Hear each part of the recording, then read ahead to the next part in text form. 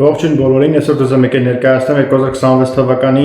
նոր թողարկված կամ սպասելիք մեքենաները չինական ավտոշուկայում։ Առաջի ավտոմեքենան Toyota BZ7, եվրոպական շուկայի համար ինքը անվանվելու է Platinum Smart 7, մոտ 25-ից 30 հազար դոլար արժանալու, լինելով ստանդարտ Camry, ստանդարտ սեդանի չափսերով։ Ավտոմեքենան ունենալու առաջի անգամ BZ-ների մոդելների համար Huawei Smart համակարգերը, այսինքն LiDAR եւ ավտոպիլոտ։ Տեսնենք ինչ մոդել կտա մեզ նոր Toyota-ն։ Երկրորդ ավտոմեքենան, որի մասին կուզեի խոսեի, Zeekr 9X-ի փոքր տեսակն է, Zeekr 8X-ը,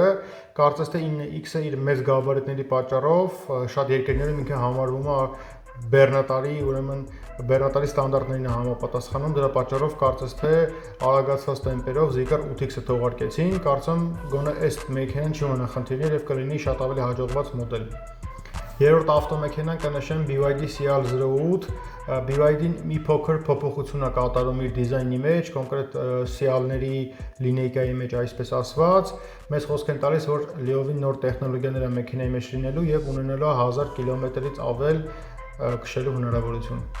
Alto M6 մեր ցկում կլինի 4-րդ ավտոմեքենան այսօր, ուրեմն ինչա մեզ խոսք տալի արտադրողը, Alton խոսք է տալիս, որ լինելով մի քիչ ավելի բյուջետային տարբերակ իր մյուս մոդելների համեմատ, ունենալու շատ ունիկալ գեղեցիկ գույներ եւ նոր մի փոքր փոփոխված դիզայն։